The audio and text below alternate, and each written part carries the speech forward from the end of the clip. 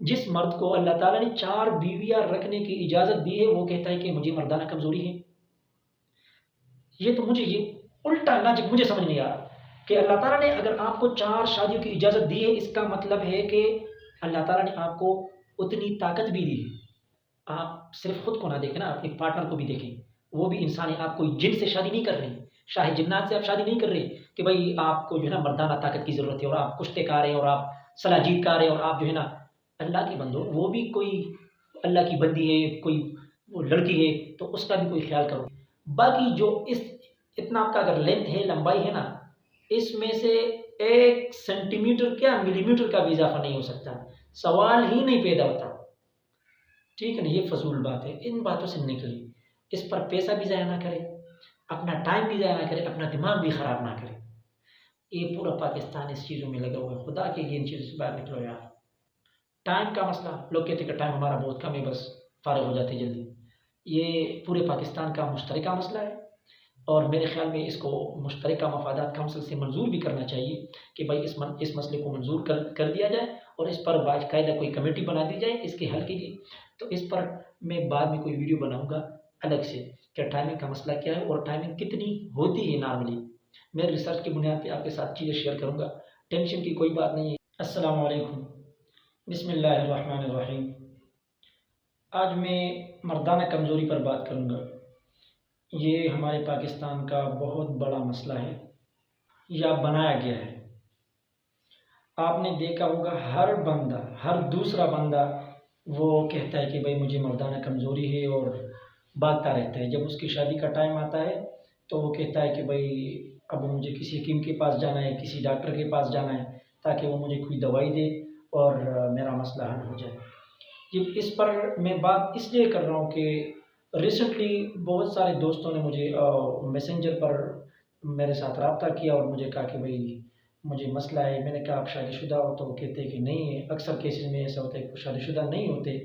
तो मैं कहता हूँ फिर आपको क्या मसला है? वो कहते हैं यार अभी शादी करीब आ रही, 2-3-4 महीने बाद या 6 महीने बाद हमारी शादी होनी। तो मैं कहता हूँ तो फिर?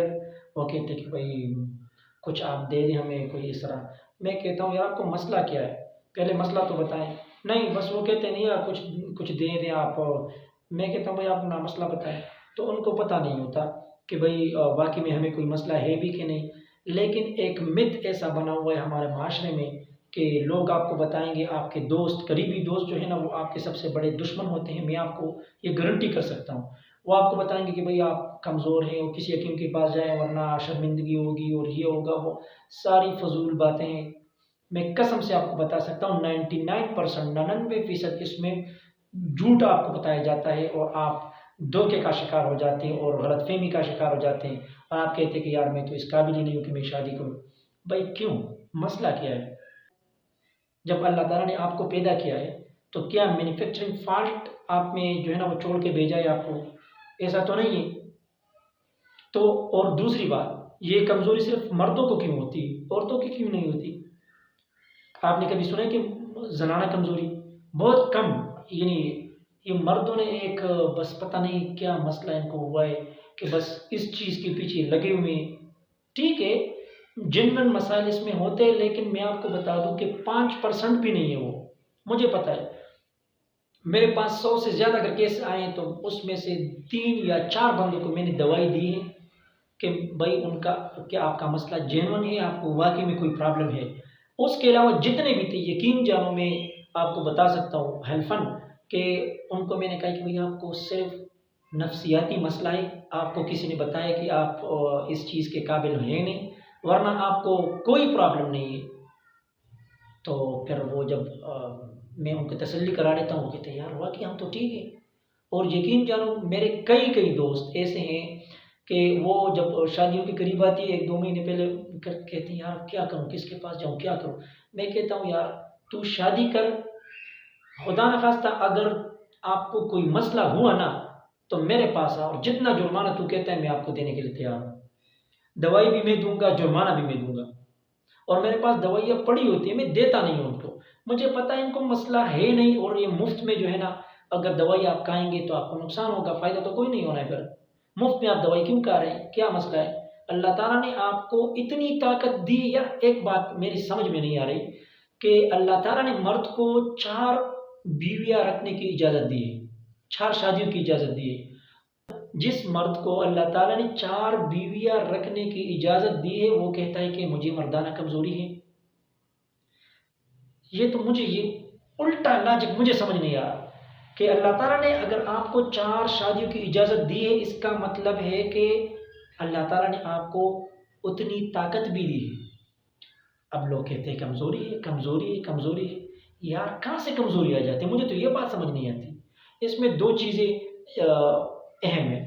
एक तो जो मैंने आपको बता दिया कि आपके जो दोस्त होते हैं वो आपको कहते हैं यार कि फ़लाँ बंदे को मसला हो गया था, शर्मिंदगी हो गई थी और मुझे हुआ था मसलन या किसी और को हो गया था, आपको भी हो जाए, चलो किसी को दिखा दो, कोई बात नहीं।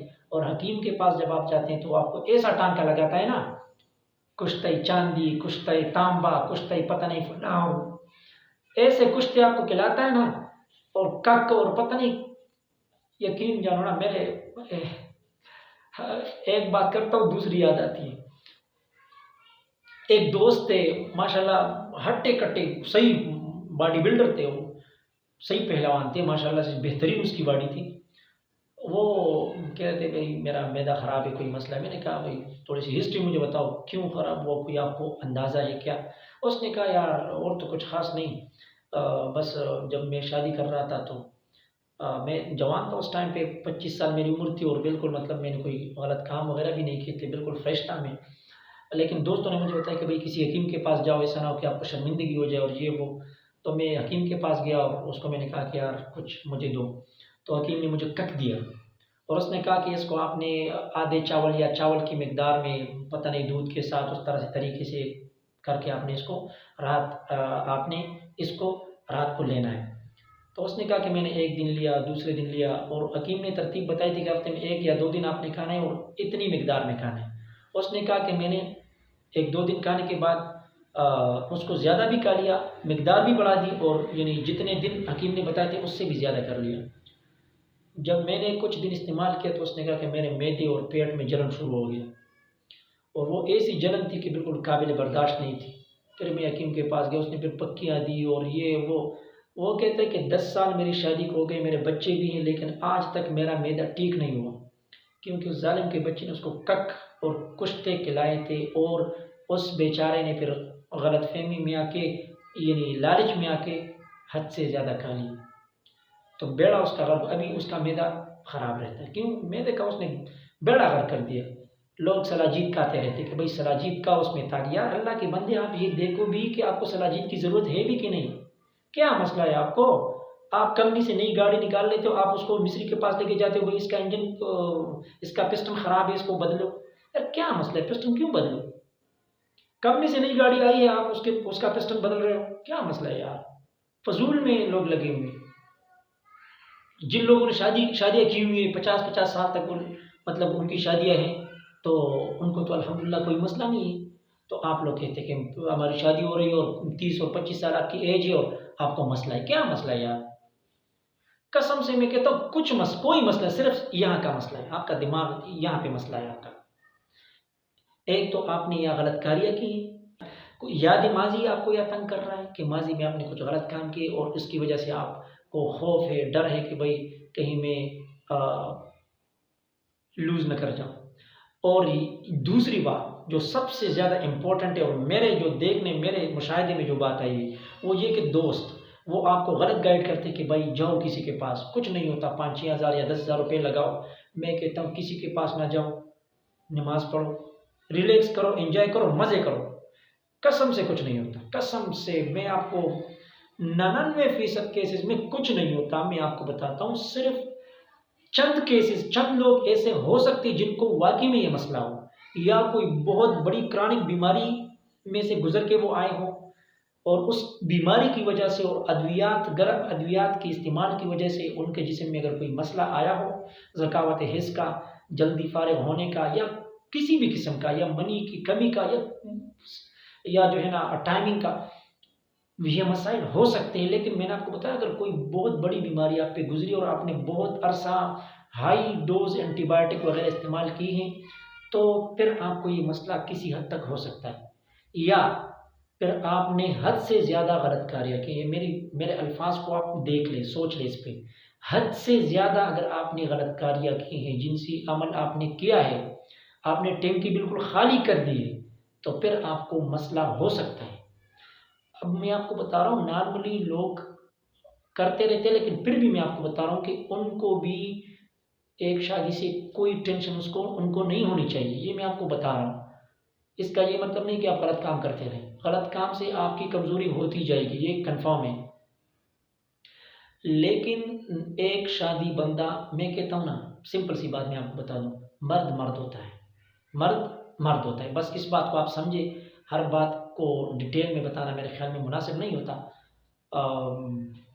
इसको आप देख लें। दूसरी बात, आप सिर्फ खुद को ना देखें ना, अपने पार्टनर को भी देखें।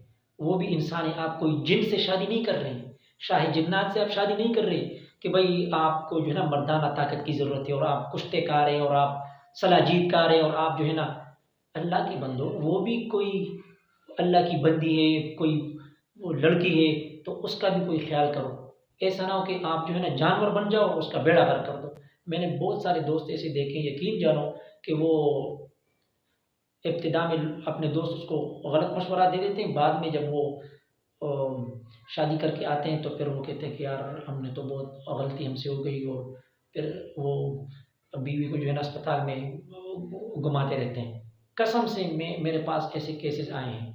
वो कहते कि यार हमें समझ नहीं थी और दोस्तों ने बताया था कि ये करो वो करो और शर्मिंदगी ना उठानी पड़े, ये तो बहुत लोग गलत कर जाते हैं। तो ये काम बिल्कुल ना करो। जिस तरह आप हो या उस तरह वो भी है ना, इसमें शर्मिंदगी वाली बात ही नहीं है। और दूसरा, अल्लाह ताला ने क्या कहा है, हुन्ना लिबासुल लकुम व अंतुम लिबासुल लहुन्न। आपकी जो बीवियां हैं वो आपके लिए लिबास है, यानी पर्दा है, और आप उनके लिए पर्दा है।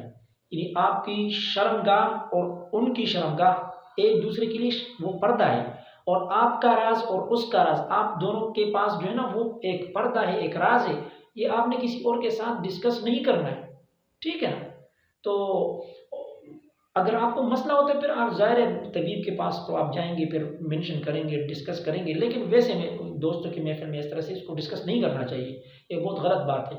आप किसी का पर्दा जो है ना वो ख़राब कर रहे हैं, उसको चाक कर रहे हैं, और वो भी किसका, अपनी बीवी का, ठीक है। तो इस तरह फिर वो भी आपका पर्दा चाक करेगी। तो ये इन बातों का मेरे ख्याल में ख्याल रखना चाहिए। इसमें बहुत सारी चीज़ें हमारे पाकिस्तानियों को जो मसाइल जो उनकी नज़र में हैं कि भाई ये बड़े मसाइल हैं, वो कहते हैं कि भाई सख्ती नहीं है, एक मसला। दूसरा वो कहते हैं कि भाई मोटाई नहीं है, दूसरा मसला। तीसरी बात वो कहते हैं कि भाई लंबाई नहीं है। औरत को सेटिस्फाई करने के लिए जो लंबाई चाहिए होती है ना, वो 2 इंच से लेकर 2.5 इंच तक है, ठीक है। तो ये बात आप समझ लें, ज़्यादा तफसील में नहीं बताऊंगा, दोबारा भी ये बात नहीं करूंगा।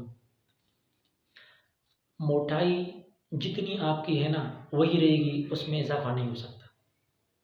लंबाई कोई इजाफा नहीं हो सकता। हाँ, अगर आपने हद से ज़्यादा खुद को इस्तेमाल किया हुआ है, ख़राब किया हुआ है, और आपकी लंबाई पहले इतनी थी और बाद में आपने उसको ख़राब करके इस तरह कर दिया है, तो ज़्यादा से ज़्यादा जो हकीम आपको दवाई दे सकता है, सही हकीम अगर हो, तो वो क्या करेगा, वो जब आपको दवाई देगा तो आप ये जो कमज़ोरी आपकी आ चुकी है ना, सिर्फ ये वापस अपनी जगह तक जा सकती है। बाकी जो इस इतना आपका अगर लेंथ है, लंबाई है ना, इसमें से 1 सेंटीमीटर क्या मिलीमीटर का भी इजाफा नहीं हो सकता। सवाल ही नहीं पैदा होता, ठीक है ना। ये फजूल बात है, इन बातों से निकले। इस पर पैसा भी ज़ाया ना करें, अपना टाइम भी ज़ाया ना करें, अपना दिमाग भी ख़राब ना करें। ये पूरा पाकिस्तान इस चीज़ों में लगा हुआ है। खुदा के लिए इन चीज़ों से बाहर निकलो यार, दूसरे लोगों को भी बताओ, खुद भी निकलो। टाइम का मसला, लोग कहते कि टाइम हमारा बहुत कम है, बस फारिग हो जाते जल्दी। ये पूरे पाकिस्तान का मुश्तरका मसला है, और मेरे ख़्याल में इसको मुश्तरका मफादात काउंसिल से मंजूर भी करना चाहिए कि भाई इस मसले को मंजूर कर दिया जाए, और इस पर बाकायदा कोई कमेटी बना दी जाए इसके हल के लिए। तो इस पर मैं बाद में कोई वीडियो बनाऊंगा अलग से कि टाइमिंग का मसला क्या है और टाइमिंग कितनी होती है नॉर्मली। मैं रिसर्च की बुनियाद पर आपके साथ चीज़ें शेयर करूँगा। टेंशन की कोई बात नहीं है। इंशाल्लाह अगली वीडियो में मुलाकात होगी। Thank you. अल्लाह हाफ़िज़।